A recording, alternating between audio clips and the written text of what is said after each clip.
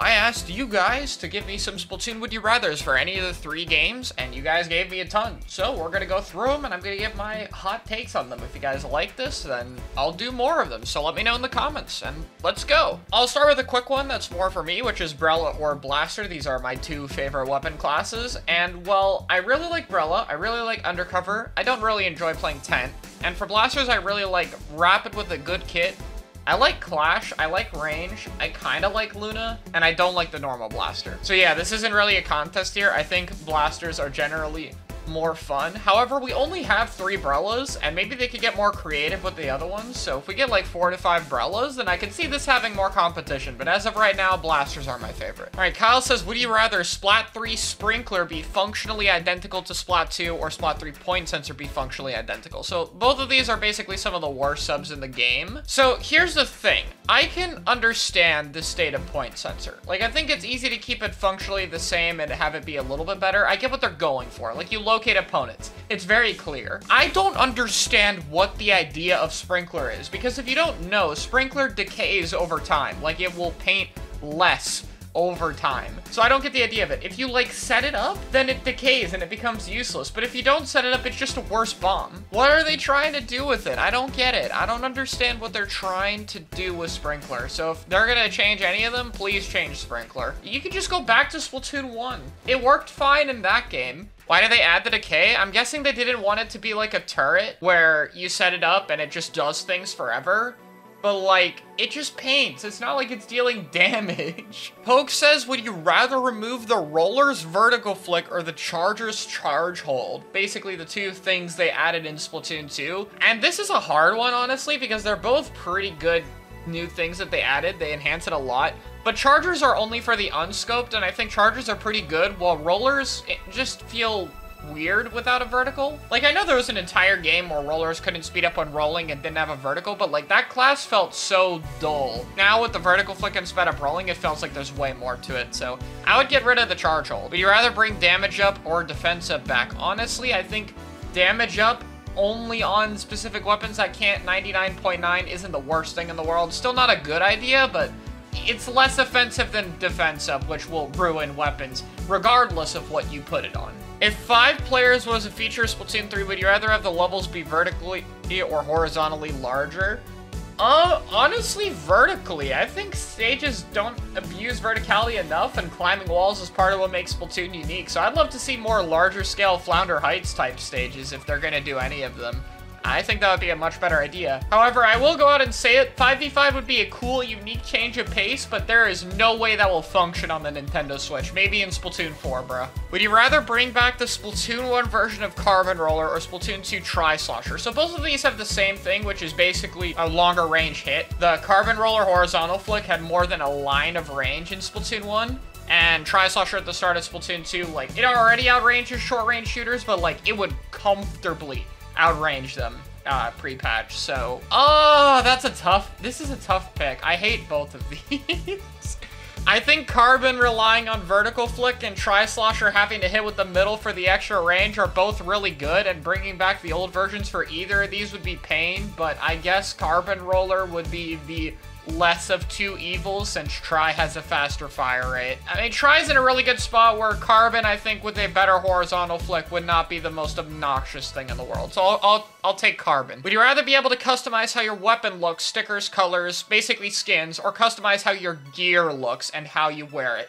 This is a really tough one. I love the idea of customizable weapons, but that being said, I think being able to add to your gear, like if you could wear the hood on hoodies, for example, or change the color of the hat you wear, it would be so much easier to make matching and good-looking gear sets. Just with the simple color swap option alone, let alone being able to add even more to it. So it's like, golden weapon skins and stuff would be cool, but gear would be a game changer. So, I'm going to go with the gear. Would you rather only get to choose one weapon to play the whole game with online and everything, or have to switch weapons every match, and once you run out of weapons, you're done for the day? Okay, running out of weapons and being done for the day isn't really going to be a concern. There's so many goddamn weapons in this game, and 3 will have more. But at the same time, I like focusing a specific weapon, so I think I would do the choice band. I would probably just lock myself on Range Blaster, honestly. Do I get to switch per day? It just says the whole game, so I'm guessing I'm stuck with it. I don't think I would if I'm stuck with it forever and I can't change it, like if it's 1 weapon per day,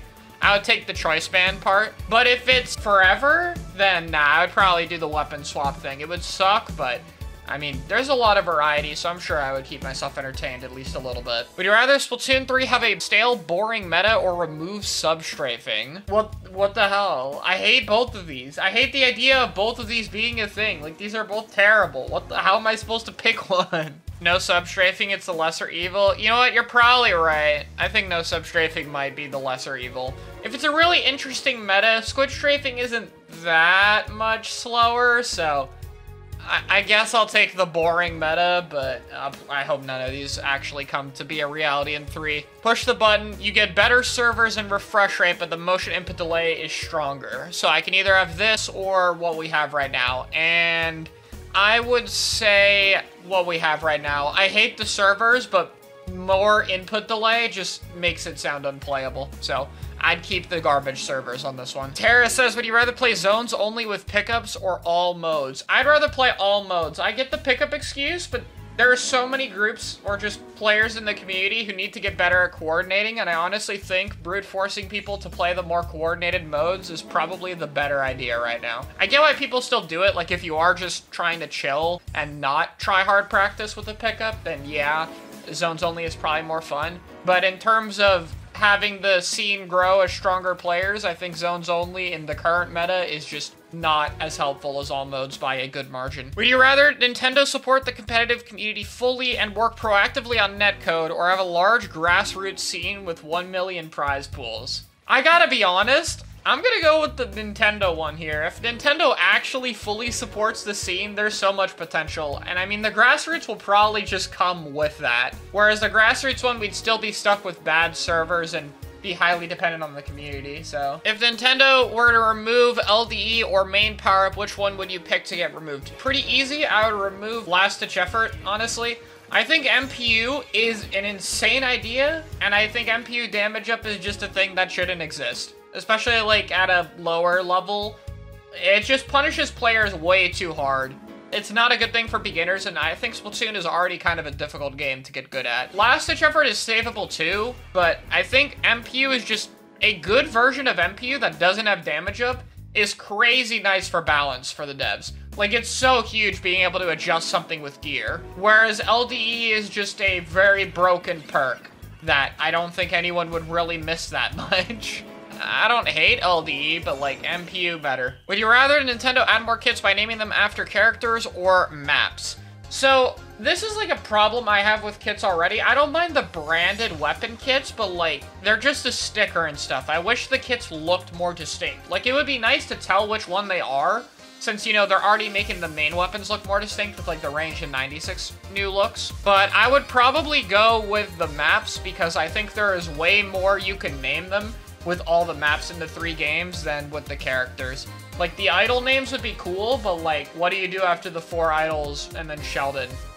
Like, well, you're gonna start running out of names pretty fast. But with that being said, that's all the Would You Rathers I'm gonna be covering today. We'll be doing more in another part, so be sure to subscribe if you want to see it, and I will see you all in another video.